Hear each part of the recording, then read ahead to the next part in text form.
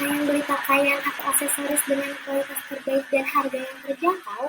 Tentu saja Matahari solusinya. Belanja di Matahari dijamin puas, senang, dan nyaman. Sebelumnya, yuk kita kenalan dengan PT Matahari Department Store Tbk.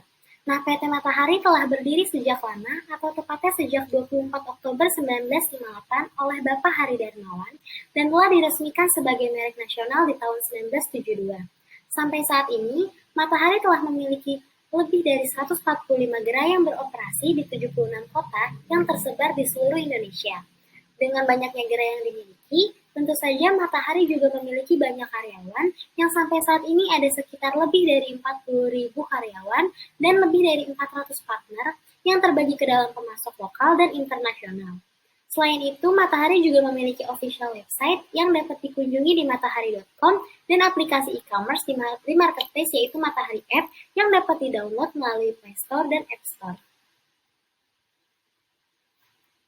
Telah berdiri sejak lama, Matahari berhasil mencapai dan mendapatkan banyak sekali penghargaan, seperti Top 3 Best Non-Financial Sector, Top 10 Mid-Cap Issuers ASEAN Corporate Governance Award 2021, Top 500 Retail Asia Pasifik dari Retail Asia, Euromonitor, dan KPMG, WOW Brand Award 2019 Gold Champion dari Marketplace, Indonesia Netizens Brand Choice Award 2018 dari World Economy, dan Brand Asia 2018 Top 3 Most Powerful Retail Brands in Indonesia dari Nikkei BP Consulting.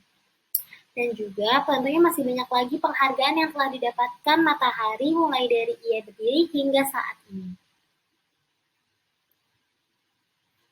Namun, di masa pandemi COVID-19 ini diketahui Matahari mengalami kerugian yang dapat dilihat dari ditutupnya beberapa gerai Matahari hingga PHK yang terjadi pada karyawannya selama pandemi berlangsung.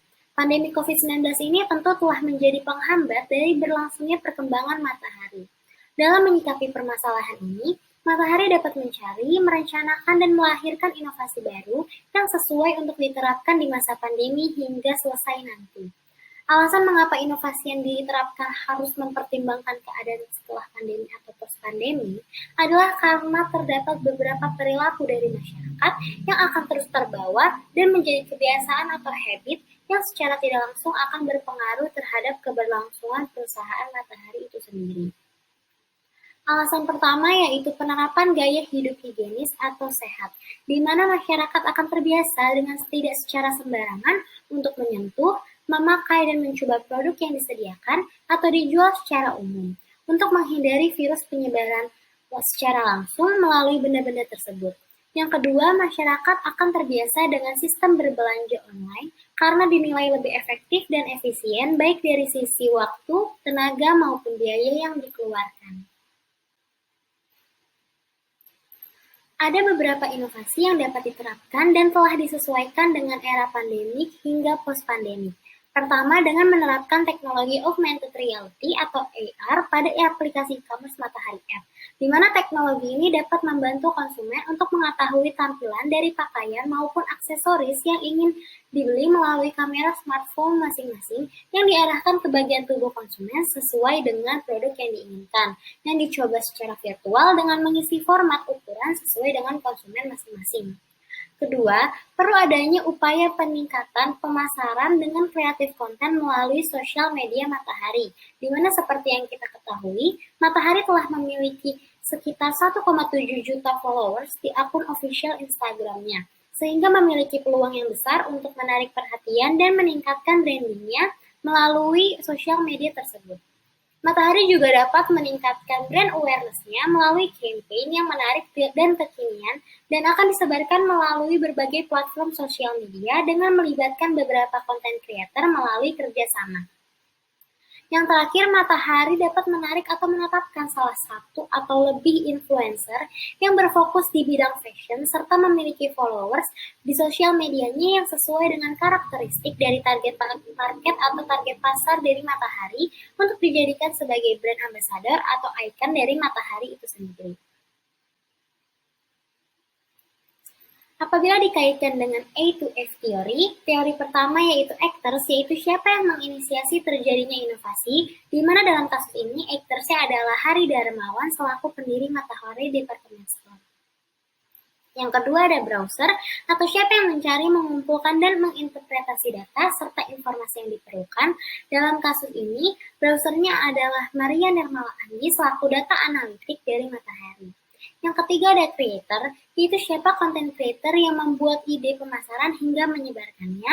Dalam kasus ini, creatornya adalah Lutfi Antoni selaku Head of Digital Marketing, serta brand ambassador apabila telah ditetapkan oleh Matahari. Yang keempat ada developer atau siapa yang mengembangkan proses inovasi tersebut. Di dalam kasus ini, developernya adalah PT Matahari Department Store Tbk itu sendiri.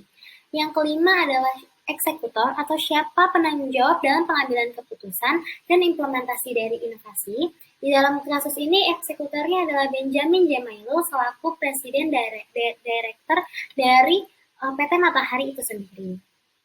Dan yang terakhir ada fasilitator atau siapa tenaga pendamping dalam kegiatan pemberdayaan inovasi, di mana dalam kasus ini ada beberapa fasilitator seperti investor, yaitu PT Multipolar Tbk, PT Mido Indonesia, Aura Capital, hingga Grup Lipo, serta untuk mitranya seperti Bank BCA.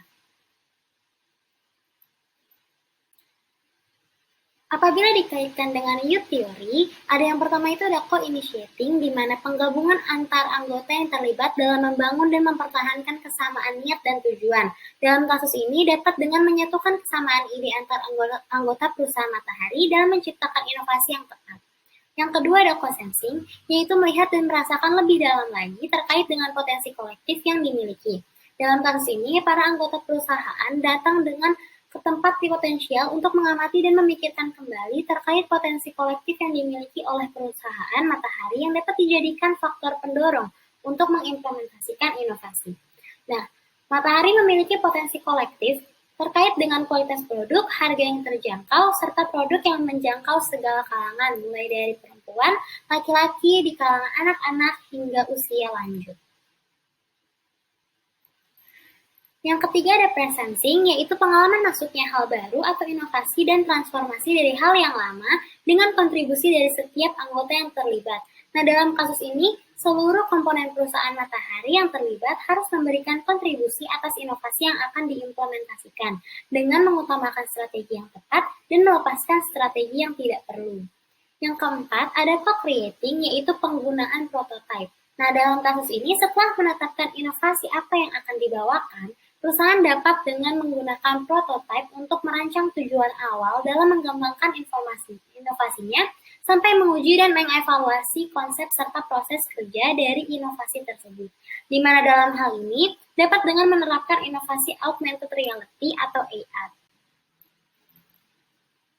Dan yang terakhir ada co-involving, yaitu melakukan peninjauan kembali terkait dengan proses pengujian dan evaluasi yang dijalankan sebelumnya.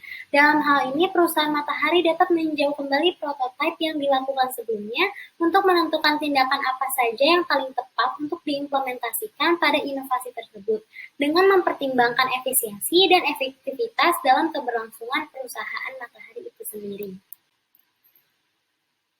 Sekian presentasi dari saya, kurang lebihnya mohon maaf, semoga dapat dimengerti. Terima kasih. Assalamualaikum warahmatullahi wabarakatuh.